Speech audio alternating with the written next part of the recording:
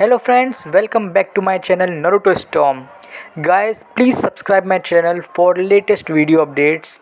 So today you are watching the second episode of the series What If Fourth Shinobi War was like this. So it's going to be very interesting, full of suspense and adventure. So I request you to please subscribe the channel. And now my friend Alexander will tell you the story of episode 2. At Konoha, Shannon Moores and his followers have arrived. Rota remains impartial and is still governed by chance. Hinata, Kiba, and Naruto have returned to Konoha. Shinobi from Suna managed to flee via Tanagakure and into Konoha as the Fourth Reich seized control without opposition when Yukigakure conducted another air raid on Suna, fully destroying the hamlet.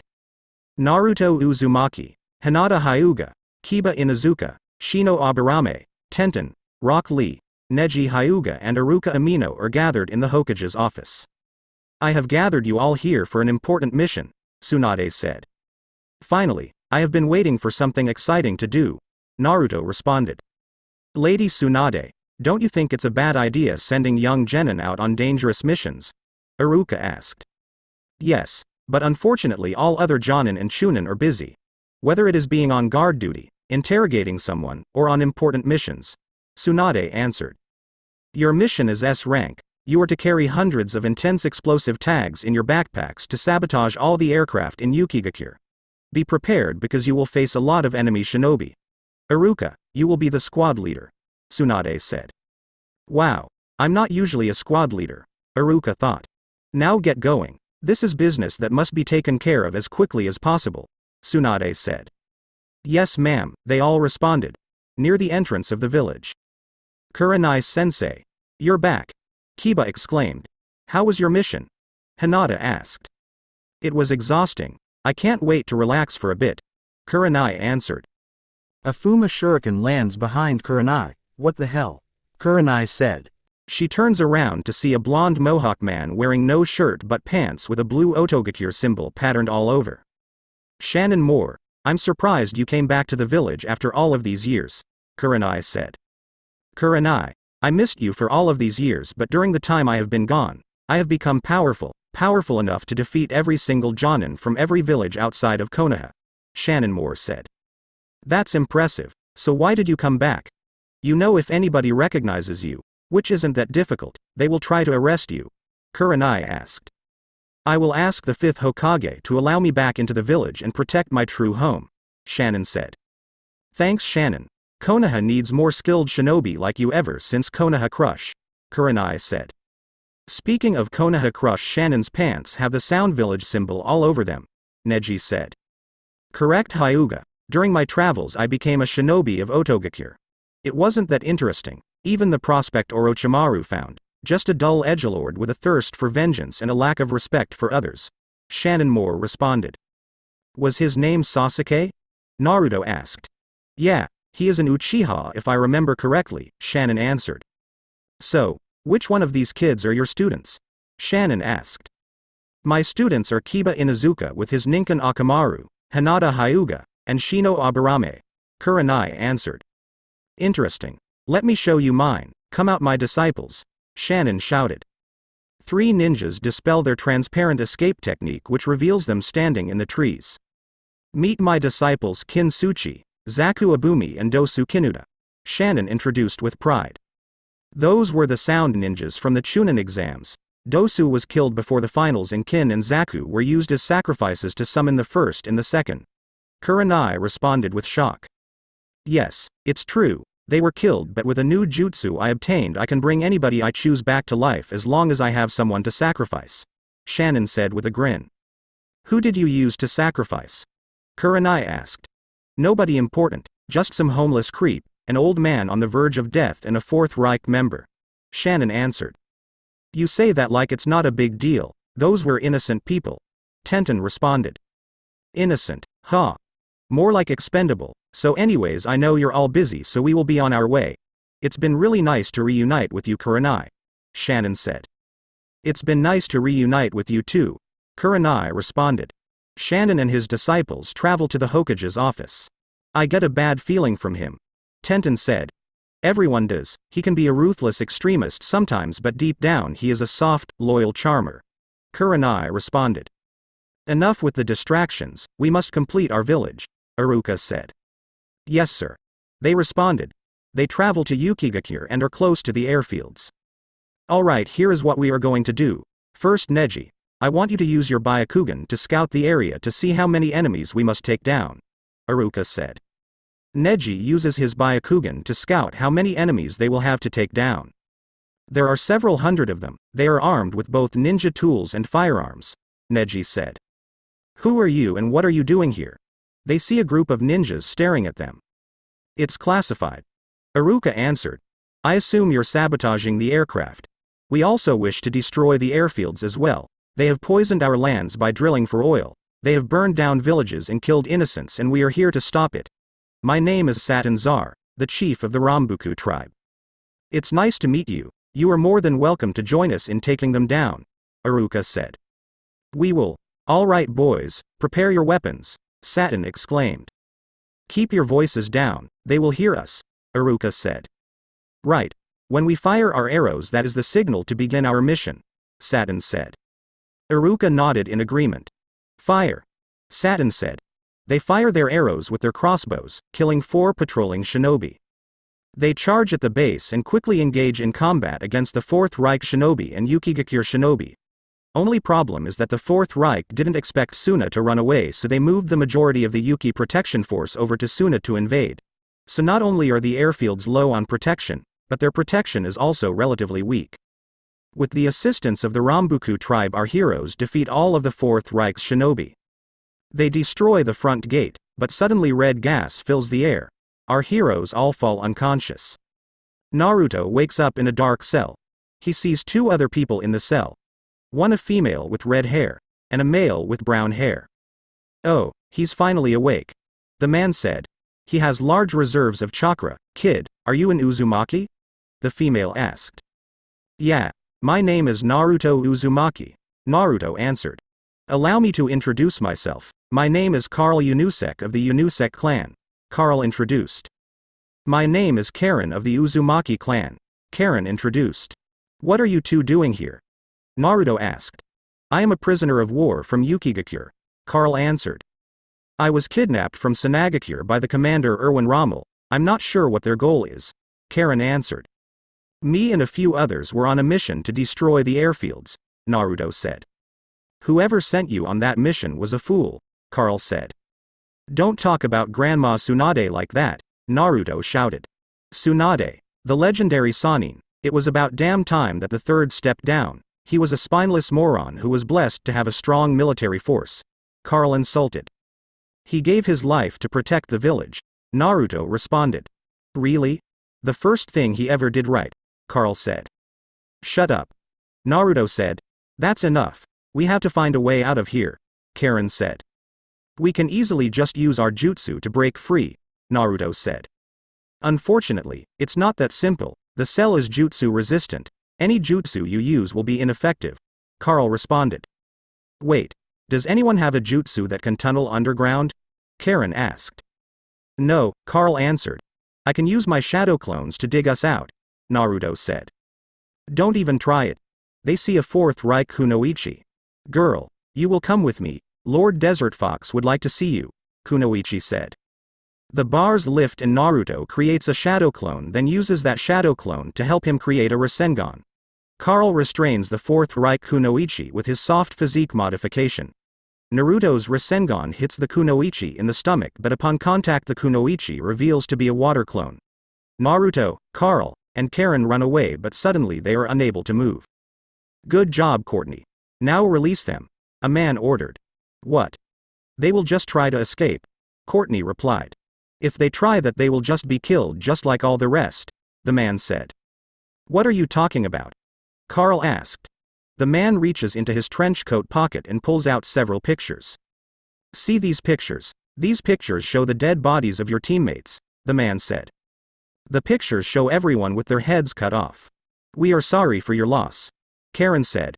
Your friends wouldn't want you to weep, they want you to avenge them, Karl said. Lord Erwin Rommel, that seems a bit harsh, Courtney said. Ha. This is hilarious. You should be laughing at these weaklings, the man said.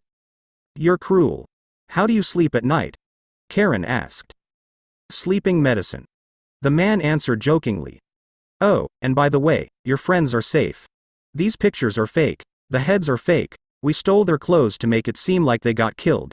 If you are willing to follow me, I will show you where they are, and you can spend some time together working as my prisoners, Rommel said. Fine. Just let me see my friends, Naruto said. All right then, release them, Rommel ordered. Yes, my lord, Courtney responded. Courtney cancels her genjutsu. Follow me, Courtney, keep an eye on them, Rommel said. Yes, my lord, Courtney said. They travel to a room where there is one huge cage with Iruka and his team, all with chakra handcuffs which prevent the use of hand seals and chakra. Naruto. Iruka exclaimed. Iruka-sensei, Naruto exclaimed. Shut it, you two, Rommel said. Naruto, Karen and Carl are placed in the cell with the others. Okay, now let me explain what you all are doing here. You all will serve as our toys, Rommel said. What are you talking about? Iruka asked. See this bed right here, you will be handcuffed and raped by me, Rommel said. But Lord Rommel, that's not what we are supposed to do, Courtney responded. Shut up. This is what I have been waiting for, to scratch my itch. Now, bring the girl with brown eyes and place her on the bed, don't be afraid to hurt her, Rommel said, pointing to Tenten. No, I refuse, Courtney responded. What? How dare you disobey me? I gave you shelter, food and everything you needed. And this is how you repay me, Rommel said furiously. My mother was raped, that's how I was born, she was only 16 at the time and unable to take care of me. I'm sure it has harmed her life in every aspect since that day, Courtney said. Fine, it seems I will have to kill you then get what I want. My satisfaction, Rommel said. Bring it on, Courtney challenged. Desert fox summoning. Rommel summons a fox made entirely out of sand. So that's where you get your nickname from, Cornty said. The fox explodes, spreading sand all over the room. Sand coffin. Rommel shouts. The sand captures Courtney, only leaving her head to breathe. So, you ungrateful wretch, tell me, do you regret your decisions? Rommel asked. No, because I'd rather be dead than to willingly allow you to harm these innocent people, Courtney answered. Nice last words, sand burial. Rommel shouts. The sand encases her entire body, then Rommel clenches his fist, causing the sand to contract. The sand pressures in from all sides until Courtney's muffled screaming stops. What a weakling, Rommel said with a grin. Suddenly Courtney teleports behind Rommel and impales his heart with a sword, killing him. Rommel's body explodes, killing Courtney. No, they all screamed. Great, now we can't escape, Kiba said. I hate to admit it, but even my bugs can't get past this cell because any being with chakra is prohibited from escaping, Shino said. Outside of the cell, an explosion goes off and Shannon, his disciples and the Rambuku tribe arrive. Wow. 2 of the stronger members of the Fourth Reich died. This must be Konoha's lucky day, Shannon said. Dosu flips a switch which raises the bars. Kin picks up a key covered in blood and uncuffs our heroes. They destroy both the airfields and aircraft. The Rambuku tribe goes back home to repair the damages to their land and becomes Konoha's allies. Our heroes return home. In an office far away, my Führer, I have something to tell you, Chihiro said nervously. What is it? The Führer asked. It's Rommel. He and his forces, including Courtney at the Otogakure airfields, have been killed and the airfields and aircrafts have been destroyed, Chihiro answered. The Führer smashes his table with his bare fist in anger. Who did this? He asked. I looked at the security camera footage and it was Konoha and the Rambuku tribe, Chihiro answered. Fuck our 5-month preparation agreement, prepare for invasion and place Tabitha in charge. I want to conquer Konoha and eliminate every single one of those Indian niggers, the Führer yelled. Right away, sir, Chihiro said, in the Hokage's office. Lady Tsunade, we forgot Kusa was with the Axis, Shizune said. What are you talking about? Tsunade asked. Record of Kusa joining the Axis was destroyed shortly after documenting it. So, when I asked Kusa to join us, they laughed at me and reminded me that they were in the Axis Powers, Shizune answered. Must have been a spy, Tsunade said. But if they had access to all of our information, why didn't they take it all? Shizune asked. I'm not sure. Let's not make mistakes like this again, Tsunade answered. Right. Shizune responded. In an office in the Land of Waves. General Franklin Eisenhower, did the sabotage mission succeed? The man asked. Yes, but I'm unsure why you ordered us to do it, Franklin asked. To test our capabilities, we are small nations, and we don't have much to fight with, so we must see our full power in order to make the best decisions on the battlefield. The man answered. I see. Now what is your decision? Axis or Allies? Franklin asked. Neither fuck 'em both. The man answered. If we join one of their sides, whoever wins the war will surely give us land and power. Franklin responded. I don't care. I want to gain everything. All of the power shall be mine. This world shall be mine and no one is going to stop me, the man exclaimed. Yes, sir, I shall spread the news, Franklin said. Do it. The man yelled. This old man is insane. Well, it won't matter soon anyway. Franklin thought, then left the office. Outside of Konoha, man, even during wartime I keep getting D-rank missions, Naruto said to himself. Naruto heads into the village, but there's a girl watching him in the trees. I finally found a village, it's time to make Hirohito proud, she thought. She walks into the village. The Ninken barks aggressively at her, causing her to run away. Wait, girl. You have to give us some identification, Azumo yelled. The girl seems to be petrified of Ninken as she ignores Azumo and continues running, prompting Azumo, Kotetsu and their Ninken to chase after her. She runs into Tsunade, who was carrying tea with her at the time, causing her to spill it all over her. Watch where you're going, you little runt, Tsunade yelled. The girl almost immediately starts having a mental breakdown of sorts. She begins crying and shaking. What's wrong with her? Tsunade asked Shizune. I think she may have a rare mental illness. Her mind couldn't handle the level of anger you projected on her, causing her to have something similar to a mental breakdown, Shizune whispered. Oh no, Tsunade responded. Shizune walks over to the girl and hugs her. It's okay.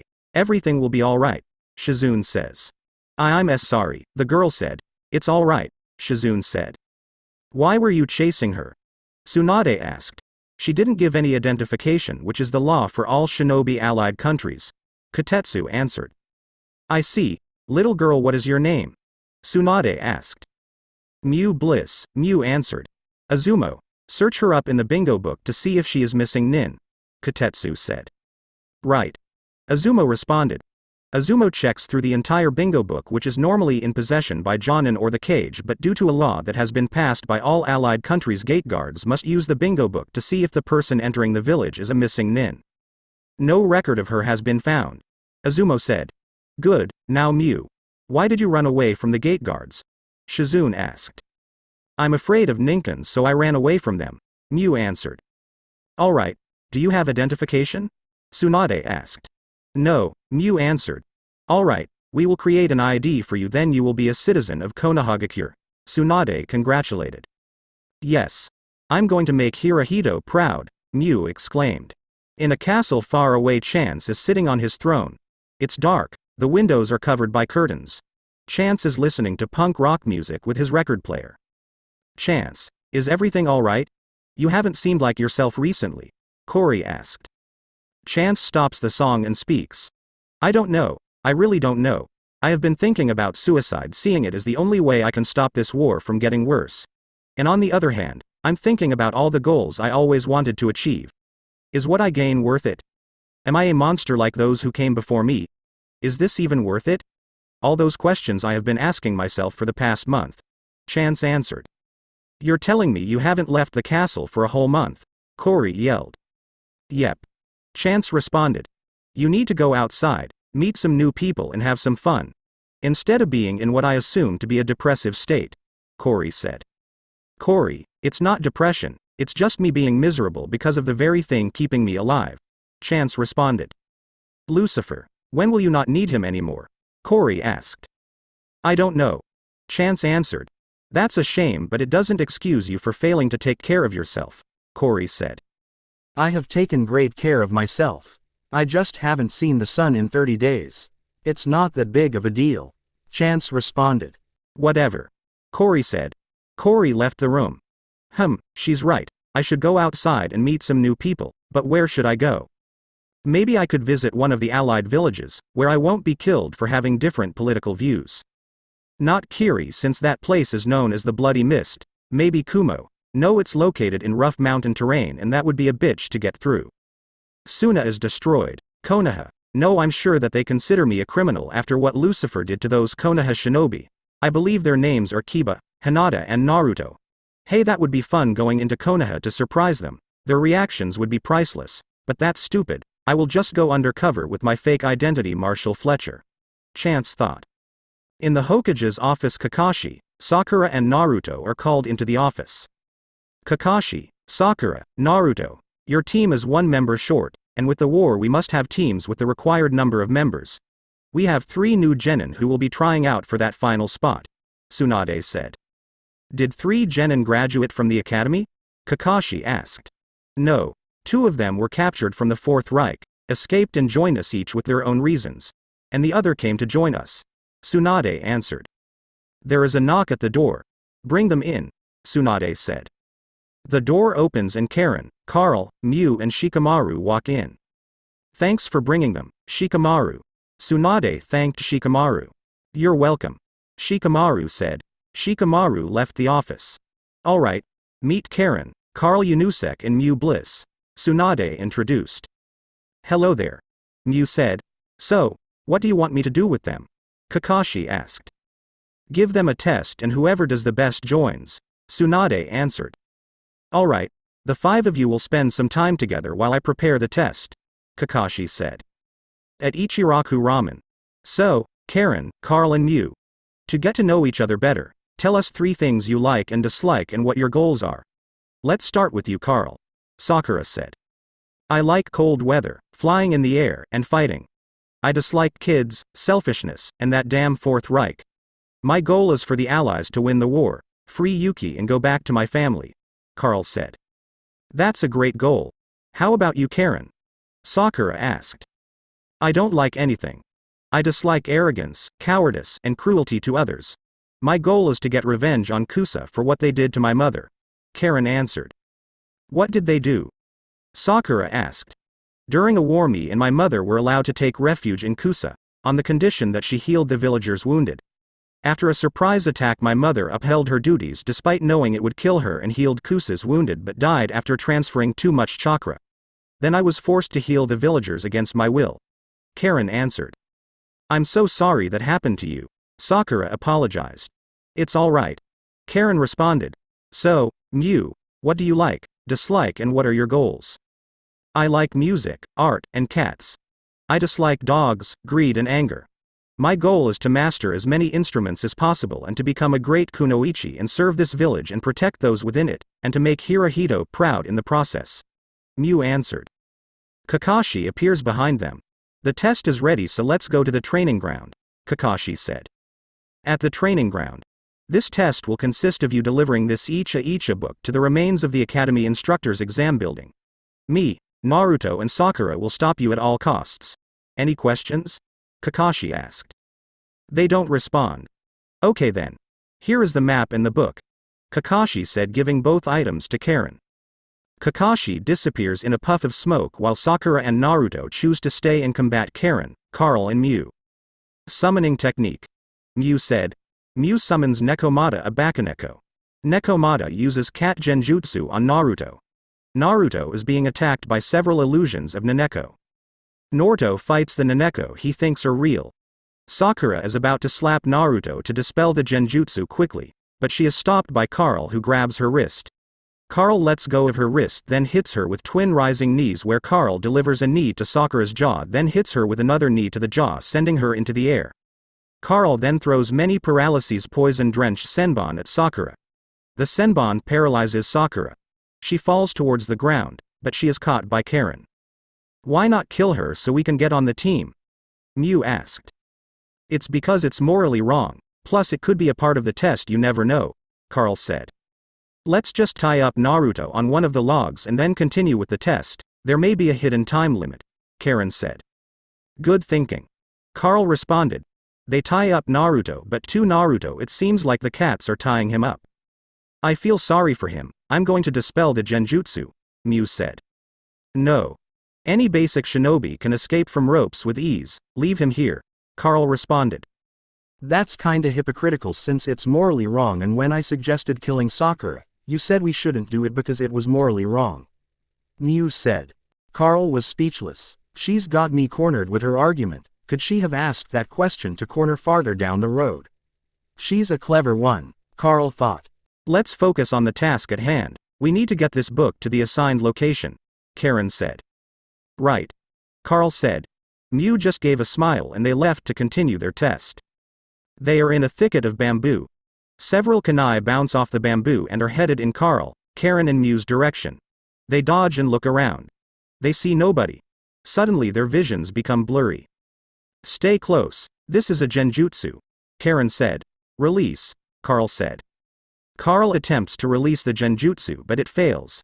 They start to feel drowsy and soon fall asleep. Carl wakes up and sees his family dead in a large pool of blood. I assume that Jonin still doesn't understand that genjutsu of this level won't work on me, Carl thought. But maybe that wasn't the point. I assume I'm far away from my teammates, so I must find them before it's too late, Carl thought. Carl then searches for Karina and Mew. Mew wakes up and sees Hirohito dead in a pool of blood. This can't be, Mew said with tears running down her face. She starts shaking and crying uncontrollably. She grabs her sword and is about to kill herself until a man grabs her wrist. What are you doing? A man asked. Mew was unable to respond but pointed to the place where Hirohito was dead. Is she caught in a genjutsu? Or is this something else? The man thought. Release. The man said, then tapped on the girl's shoulder. The illusion of Hirohito's death disappears. Mew hugs the man, shocking him. What is this girl doing? But why complain? She's beautiful, the man thought. May you please tell me what the hell is going on? The man asked. She stops shaking and crying and speaks. It seems I was in a genjutsu. It showed Hirohito, my caretaker and teacher, dead. It was too much for me to handle because of my condition. Mew answered. Really, what condition? The man asked. It's called emotional override syndrome. Authors note this is not a real thing. It's where I can't handle too much emotion. Mew answered. I see. The man responded. So, what's your name? Mew asked. Chance Ora-san, Chance introduced. My name's Mew. Mew introduced. A unique and beautiful name for a unique and beautiful woman, Chance compliments. Mew blushes and speaks. It was nice meeting you, Chance. I'm currently in the middle of a test and I must complete it, Mew said. Oh, I'm so sorry, I didn't mean to be an obstacle in completing your test. Chance apologized. It's fine, in fact you helped me get out of an awful situation and I hope I can repay you in the future. Mew said. If it makes you happy you can repay me all you want, Chance said. I will. Bye Chance, Mew said. Bye Mew, Chance said. Mew left to continue the test. What was that? You weren't supposed to tell anybody your identity. It's fine Lucifer, I mean what's the Leaf Village going to do? Give me more reason to join the Axis, Chance said to himself. That could lead to unfortunate events, Lucifer said inside of Chance's mind. I don't give a shit, Chance responded. Fine, Lucifer said. At Karen wakes up but sees nothing but forest. She is attacked by an Omegakure ninja wielding a sword. Karen draws a kunai and defends herself with it. The aim nin then throws a straight-edged Fuma shuriken to which Karen dodges. Karen manifests chains that restrain the aim nin. Hold on, the aim nin says. The aim nin takes off his mask to reveal Iruka Umino. I'm Iruka Umino, an instructor at the academy. Kakashi asked me to help with the test he was going to give you. The other two were affected with the demonic illusion. Hell, viewing technique, but it seems that you weren't affected, so I was forced to attack you. Since you defeated me, you may proceed with the test. Iruka explained. I see. Karen said. Karen frees Iruka. Karen then continues the test. Karen makes it to the building. Great, they are not here, Karen said to herself. I might as well rest and wait for the other two to arrive, Karen said to herself. She naps on the ground. Mew and Carl eventually find her and wake her up. So, you finally made it, Karen said. Yeah, sorry for taking so long, It's not like we had a map or anything, Carl said sarcastically. Take it easy. I'm sure the Jonin will be here soon, Mew said. Kakashi arrives an hour later. So, it seems you passed the test. Originally I was supposed to stop you along the way, but the test changed at the last minute when Iruka and Mizuku gave me a good idea. Place you all in genjutsus and see how you reacted. Carl was unfazed. Mew had a mental breakdown and would have suffered worse had that kid named Chance not help you out. I forgot to mention outside help was illegal, my fault. Karen was unaffected by the genjutsu, so Iruka had to attack you and you defended yourself impressively. But you didn't even think about helping your teammates, which is horrible, and someone with that mindset is unfitting to be on my team. And when it came to combat Karen, I assume you're a healer since you did nothing. But you did save Sakura, which was a great thing to do. Carl and Mew did excellent. Overall, Carl is the best out of all of you and he didn't fail the test like Mew did, and we already have a healer in Sakura, so we don't need another. So, Carl, congratulations, you are now the new member of Team 7 Inches, Kakashi said. Too easy, Carl said.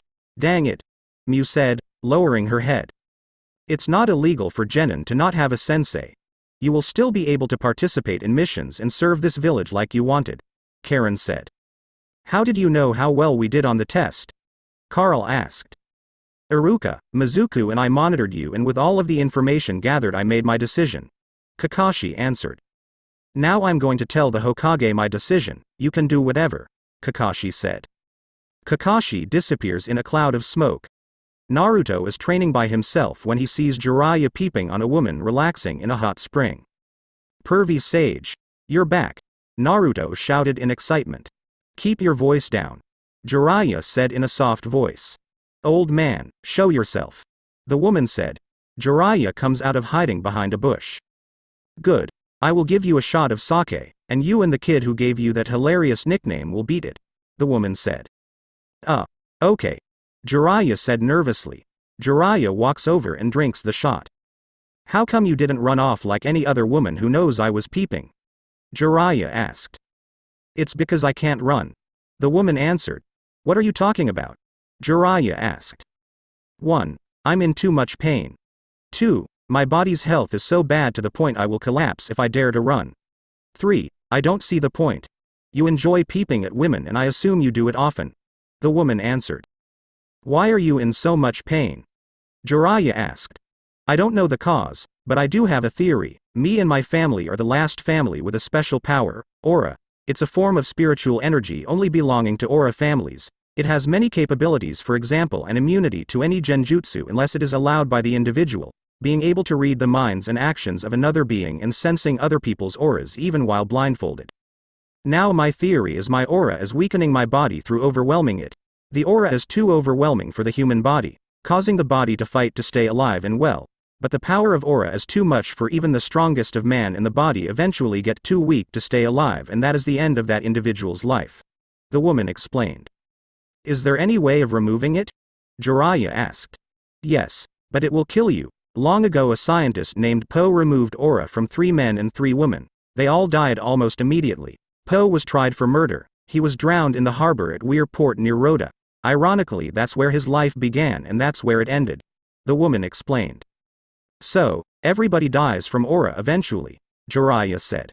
No, but at least one child from every generation does. The current child is still up for debate, but I am sure one of these 2 will die from aura. Chance Aura-san and his cousin Army Aura-san, the woman responded. That's the name of the guy who beat the hell out of me in Kiba, removed the 9-tailed fox from me, knocked me unconscious, and has a powerful demon named Lucifer inside of him that can take control of him, Naruto said. You actually encountered Chance? Where is he? The woman asked. I don't know, but do you know why he did those things? Naruto asked. Chance didn't do it, it was Lucifer, a demon who can take control at will. Chance would never hurt you, and if he did it was most likely because you insulted him, more specifically his intelligence, which he takes great pride in, or his family, the woman answered. How do you know him so well? Jiraiya asked. It's because I'm his mother, the woman answered. What? Wait, do you have any idea why Lucifer, would do those things? Naruto asked. I do. It goes back a long time ago. Lucifer was an aura guardian along with Eren, and they were a team known as the Aura Demons. He only became friends with him to get more attention. He was an ambitious individual with no morals whatsoever. He decided to destroy Rota, his birthplace, and steal all of its valuable weapons to get stronger during a battle in a war. His ultimate goal was to be the king of this world. But Eren discovered multiple things that stopped Lucifer's plan and brought his demise. Eren discovered Lucifer's plan. Then on his way to telling the queen and wife Rinsuke, he hears them talking and eavesdrops. He finds out that she was cheating on him with Lucifer during their relationship and that Chara, his daughter, wasn't his and instead was Lucifer's daughter.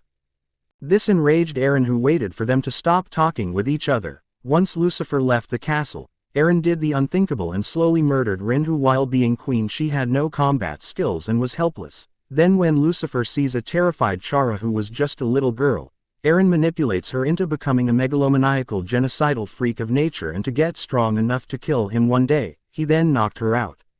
He went to a powerful sorcerer Yurei and asked her to put a cursed seal on his neck to give him more power to defeat Lucifer and for her to seal Lucifer away forever. Yurei accepted after Eren paid her a lot of money. Eren received the curse mark and afterwards showed his true darker nature, which was always suppressed by his good heart. He became unhinged and he defended Rota, and he was the only reason Rota is still here and that I am even alive. Yurei sealed Lucifer away, but Eren died shortly after from the wounds he sustained during his fight. During the fight Eren had several chances to kill him but refused to take it in order to make Lucifer suffer. After thousands of years Lucifer was freed from his spirit tomb. It is not known who did. He found a wounded Chance who had just killed a robber and was on the verge of death. Lucifer offered to save his life in exchange for Chance being his host. Chance of course accepted. Chara became a heartless killer, killing millions. She eventually died from illness, but her soul is said to still be on this plane. That I cannot confirm. And that's it. The woman answered. Wow. What a complicated backstory. And now that I think about it, it makes sense how this woman is Chance's mother. Both have this tired look in their eyes. Naruto thought. It was nice meeting you, miss. Jiraiya said. My name's Melina and it was nice meeting you too. Laika till med live it I mean good luck with life. Melina responded. Jiraiya and Naruto leave. Naruto, next time don't shout while I'm doing my research. You could have gotten us in big trouble, Jiraiya said. I'm sorry. So what were you doing for the 3 months you were gone? Naruto asked. I was gathering information on the Akatsuki, but then the war began, and I had to return to Konoha to protect it just in case anything happened. Jiraiya answered. Suddenly explosions go off. Several shinobi investigate and they have come to a conclusion this was an attack by the Fourth Reich, 24 civilians injured, 15 killed. They hear battle cries in the distance, but it's not the Fourth Reich. It's an army of citizens from the land of waves. Most of them are charging head-on into Konoha while some shoot arrows from a distance. Some manage to get into the village.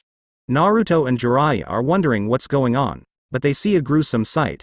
Shannon stands over 14 corpses, with blood everywhere while wielding a Kabikirabocho. Shannon effortlessly defeats both Tazuna and Inari in sword combat, and is about to kill them. Stop. Naruto screamed, tackling Shannon. Get off me, kid, or we both are going to be killed, Shannon said. Naruto. Tazuna said with shock. Suddenly they are both stabbed through the heart. Tazuna is stabbed by 2 blades each coated in lightning chakra. And Inari was stabbed by a thin blade. No. Naruto screamed, his eyes tearing up. The bodies fall and behind them are Raiga Kurosaki and Kushimaru Kurarare. Ha ha ha ha ha ha ha ha. Kushimaru laughs maniacally. That kid, he was the one who got me killed, Raiga said. Before you do anything hasty, remember what I brung you back for, to serve the Allies and revive the 7 ninja swordsmen of the mist who have fallen in the past. Killing the kid wouldn't exactly benefit us since it would be counterproductive to our cause. Shannon responded.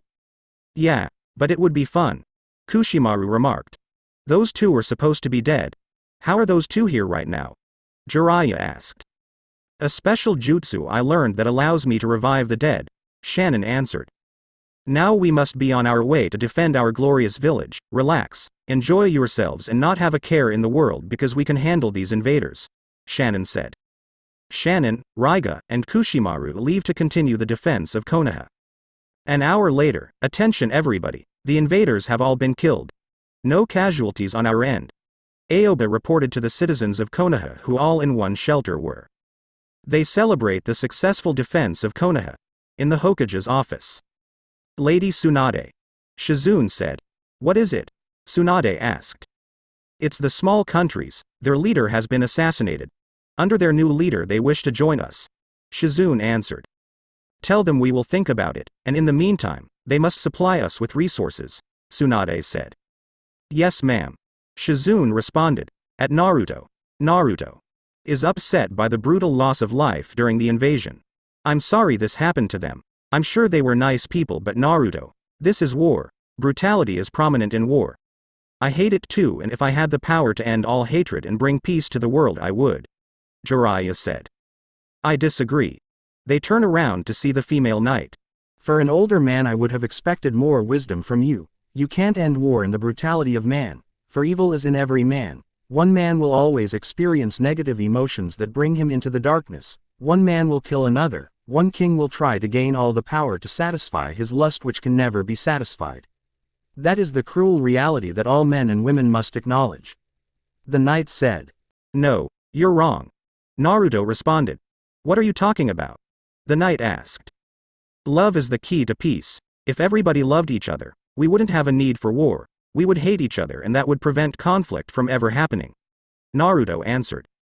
That is true, but you don't understand. Man will always hate each other for many reasons.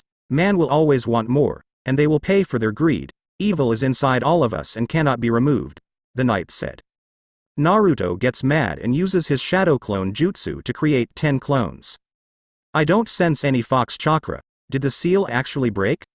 The knight thought. The knight draws her sword. Stop Naruto, fighting her won't solve anything, Jiraiya said. Fine. Naruto said. Naruto dispels his clones. Wait, I remember her now. I met her in a forest. She put a seal that allowed me to access all of the 9 tails chakra, Naruto said. You did what? Jiraiya shouted. Shortly afterwards the seal broke, and I fell unconscious, Naruto said. Jiraiya gives the knight a pissed-off expression. That wasn't supposed to happen. The seal wasn't supposed to break, the knight said. Great. Now the fox is loose. Do you have any idea where it might be? Jiraiya asked. No clue whatsoever. The knight answered. We need to find the 9 tails or else the Akatsuki or someone else will get their hands on it, Jiraiya said. Mind if I help you? The knight asked. I'm sorry but we can't trust you, Jiraiya said. Jiraiya and Naruto head to the Hokage's office. Naruto and Jiraiya request to go on a search mission for Kurama. I'm sorry but we need to focus on the war. Having one of our strongest shinobi and promising genin gone would be a huge blow for us. We can't allow you to search for your friend, Tsunade said. He isn't our friend. He is the 9-tailed fox, Naruto said. Tsunade's eyes widened when Naruto said that. How do you know? No one knows the name of the fox, Tsunade asked. Kiba told me. Lucifer aka Chance told Kiba the name of the fox before taking it, Naruto answered. Fine. I will let you go search for Kurama, Tsunade said. Thank you, Grandma Tsunade. Naruto thanked Tsunade. You're welcome. Tsunade responded. They pack their things and leave the village. They travel for several days but can't find anything. One night they decide to camp on a hill that overlooks a village. Jiraiya decides to go into the village to buy supplies with some money he earned gambling. But all Jiraiya sees are corpses covered in blood, some without heads. A battle took place. Jiraiya sees one villager, an old man, and rushes over to him. Sir, what happened? Jiraiya asked. Custer has come back for revenge, the old man answers. The old man bleeds out from a stab wound on his shoulder. He was wearing a name tag with the name Satin Czar. Jiraiya hears swords clashing and goes to what was going on. He sees a man covered in dark energy impaling a teenage male through the heart with his sword. My oh my, it seems someone came to witness the Rambuku tribe massacre, one of many more to come to those dastardly Indian men, women and children, Custer said. Why did you do this? Jiraiya asked. It all started a long time ago. My family along with hundreds of other clans escaped our former country that became a militarist dictatorship. Unfortunately, native Indians were already occupying the land. Our clans decided to take the land by force. Some refused and defended the Indians. My clan defended the Indians until they killed my entire family except for me. The reason they did this was because the leader of one of their tribes accused my family of being traitors. I decided to get my revenge on them, and I quickly changed sides of our war against the Indians. I quickly rose through the ranks in the military, gaining fame from battles of Maryland's Creek and Andersonville. I made a promise to my family's grave that me and all others who support my cause shall kill all Indians as payback. And so far, I think it's going well. I have one last tribe I must eliminate. Now I bid you farewell, old shinobi. Custer answered. Jiraiya uses summoning. Toad mouth bind to trap the man in the esophagus of a giant toad. Wow. I give you credit, you made me worried for a second. Too bad I'm just his shadow clone, Custer said. The clone dispels in a puff of smoke. Jiraiya cancels his jutsu to see that the man has escaped. Jiraiya looted what supplies he could find from the village and returned to Naruto. Wow, pervy sage, that's a lot of stuff you bought, Naruto said. Naruto. That village was massacred. They are all dead. I took all the supplies available. Naruto was shocked. No way. Do you know who did it? Naruto asked. Some man named Custer. Jiraiya answered. We have to go after him, Naruto said. I don't know where he is, but I may have a clue where he will be going, Jiraiya responded. Where? Naruto asked. Otogakure. The village hidden in the birds, Jiraiya answered. Why would he go there? Naruto asked. His goal was to eliminate all Indian tribes just as he did to the Rambuku tribe. The only other tribe that still exists is the Echidna tribe in Otogakure, Jiraiya answered. Let's go. We have to make it to Otogakure before it is too late, Naruto said. Tori has a law enacted where any shinobi or kunoichi from other villages that get within a certain distance without permission will automatically declare war on the nation the shinobi is currently serving. We don't need more enemies, Jiraiya said. Then what do we do? Naruto asked. We will go tell the Hokage and hopefully she will send a message. Hopefully it gets to them before it's too late, Jiraiya answered. They go back to Konoha and report to the Hokage that they failed to find Kurama and what Custer will do to the Echidna tribe in Tori. Tsunade hires a delivery ninja to deliver a message to Tori warning them of the possible attack by Custer. Shizune tells Jiraiya and Naruto that Custer's full name is George Armstrong Custer. Since you failed your last mission, I have an important one for you so that you can redeem yourselves, Tsunade said. What is it? Naruto asked. A while ago a girl named Yakumo Kurama was taken from her home by a woman who fits this description. Long blonde hair and wears knight's armor. She defeated a member of the Anbu and 2 medical nin.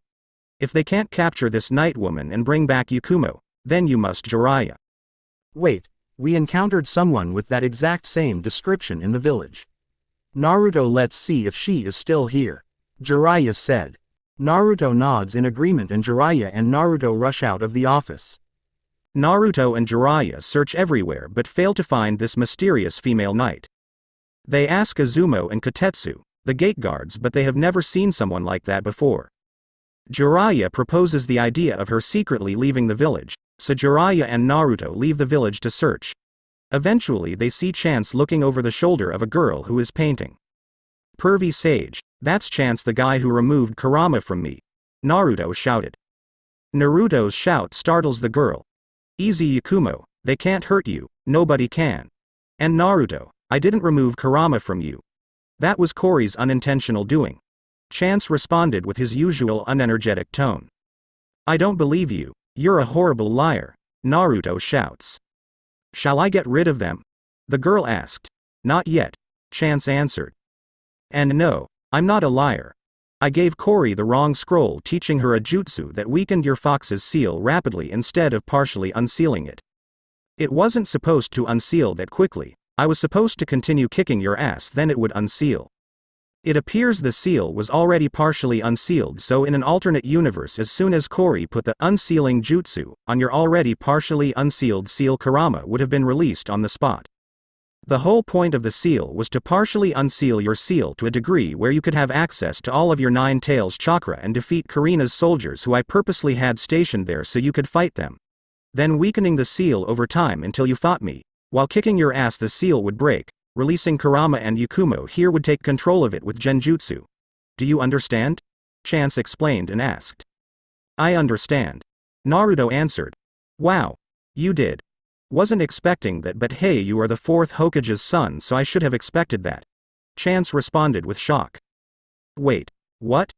Naruto asked. Wait, you didn't know? Chance asked.